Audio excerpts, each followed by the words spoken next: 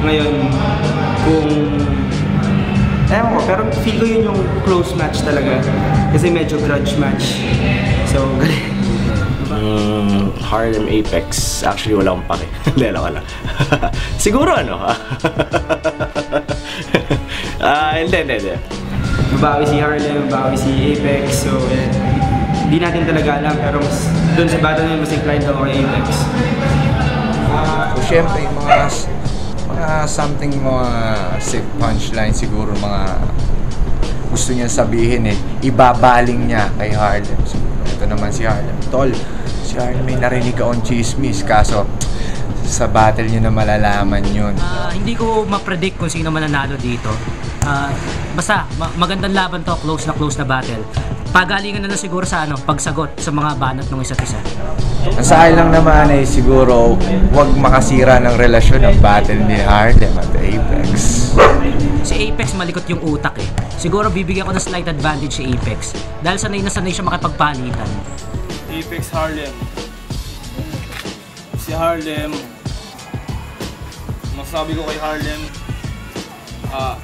nag-i-improve siya ngayon. Marami siyang pwedeng gawin, marami siyang pwedeng ilabas sa sorpresa, marami siyang pwedeng ipakita sa laban na darating.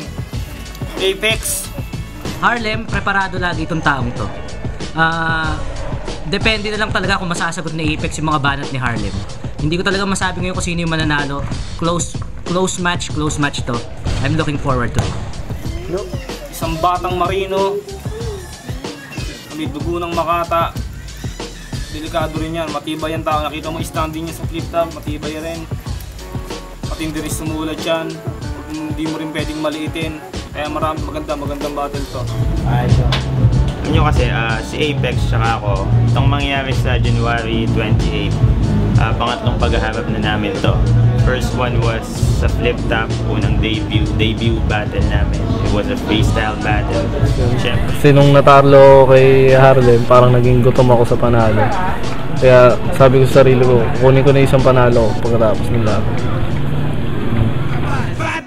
Sampalin ang ganap, ang pangit mo mag-rap. Alam mong ika'y nagpapanggap, hindi ka magiging si Looney, bakit hindi mo matanggap?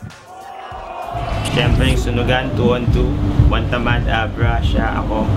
So, kilala na namin yung linya ng isa't isa kung paano mag-rap. He's the shit. Ito nagdala Hindi, isa nagdala. Kasi nakunan namin ito. Tsamba mo ako nung sunugan dati, kakasabay mo lang kay Abra. Ngayon wala na siya, all mine now, kid. Kasi nagbarko nga ako nun, May April ata yun.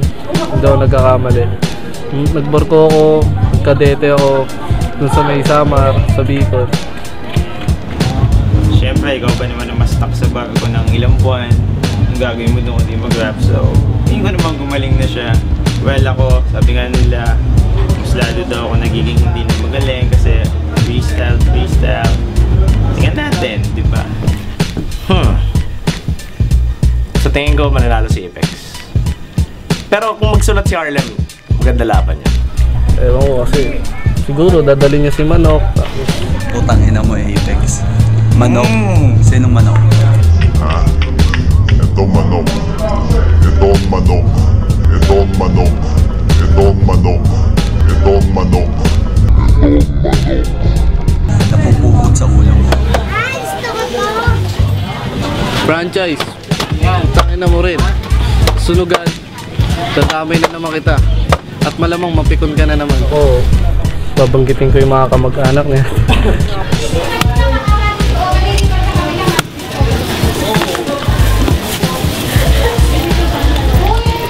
Alam mo, Harlem, ang sweet mo doon sa teaser mo no?